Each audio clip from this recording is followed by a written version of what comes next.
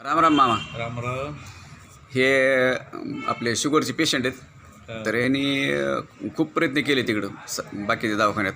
तर आता ह्यांची पहिली आपलं औषध चालू करायच्या अगोदर त्यांनी फर्स्ट होती म्हणजे जेवणाच्या अगोदर 182, नंतर जेवण केल्यानंतर 300. आता आपलं प्रॉडक्ट चालू केल्यानंतर त्यांचा रिपोर्ट आला 86 आणि जेवणानंतर आली 97. तर हे किती महिने तुम्ही हे खाल्लं औषध? जवळजवळ 1.5 महिना होत आले की आता. 1.5 महिना झालं. तर तुम्हाला ह्याच्याबद्दल काय वाटतं? म्हणजे मला थोडा चांगला लय फरक पडला वाटायला. लय फरक पडला. म्हणजे मी नॉर्मल झालो आता. नॉर्मल झाले. आता आपली 197 आली. अजून 5-6 महिने तुम्ही शुगर फ्री होऊ शकतात असं वाटतं का तुम्हाला? कशाहून? म्हणजे मला हे औषधानं फरक पडलाय ना. औषधानं फरक पडला. नक्की का खोटं सांगता? नाही खोटं नाही. काय आपल्याला ह्या औषधाचाच गुण आलाय. बरं ह्याच्या अगोदर दवाखाने किती केले? दवाखान्यात जवळजवळ आता 2-3 महिने होत आलं. 3-4 महिने होत आलं असेल. तुम्ही दवाखाने चालू केले. बरं त्याच्या अगोदर काय किती दिवसापासून शुगर आहे तुम्हाला? त्याच्या अगोदर शुगर होती पण थोडी कमी होती हिशोबात. मग ती वाढली. आता वाढली ती निमित्ताने काय झालं, शिरा भात कढी खाण्यात आली. तेवढंच निमित्त झालं मला गोड खाण्याचं की लगेच शुगर वाढली. ती मग दवाखान्यात जेवायला लागलं. मग ही माहिती कोण दिली तुम्हाला? ही माहिती झाली आपल्या ह्याने गणू हाटोटे दिली मला माहिती.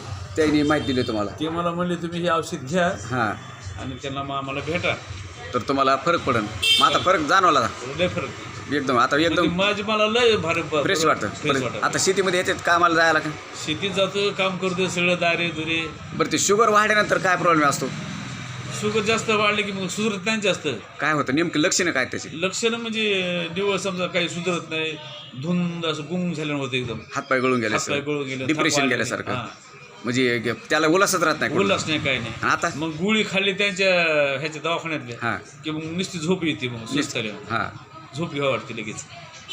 अशी औषध घ्यायल्यापासून झोप बी कमी यायला लागली. आणि जेवण पिवण वाढलं, जेवण व्यवस्थित चाललं आता तरी झोप येत नाही. बरं आळसपणा काय येतो का? नाही आळसपणा नाही काही नाही. एकदम तरतरी आल्यासारखं होतं का?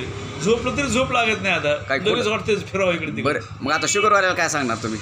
शुगरवाला हेच सांगणार तुम्ही ह्यांच्याकडे औषध घ्यायला पाहिजे आणि चांगला रिझल्ट आहे. तुमचं जीवन अशी ठणठणीत होऊन जाईल. काही काही म्हणतात औषध लय महाग आहेत तुमचे, त्याच्यावर काय म्हणणं? नाही औषधं मग आता महाग आहेतच. कोणती औषधं घ्या तुम्ही. ही जरी घेतली तुम्ही दवाखान्यात तिथं काय स्वस्त आहेत का? सस्ता रोय बार महंगा रोय एकच बार. मग सस्ता मग तुमचे आयुष्यभर खायचे का 2-3 वर्षात तुम्हाला मोकळं व्हायचं तुम्ही ठरवायचं. आपल्याला आपलं आयुष्य चांगलं होते ना, चांगलं व्यवस्थित क्लिअर, तर हेच औषध घ्यायला पाहिजे आयुर्वेदिक. तर यांना हे तुमचं नाव गाव आणि सांगा. मोतीराम काशीनाथ देवडकर, राहणार आडगाव, तालुका जिल्हा बीड. यांना छान पद्धती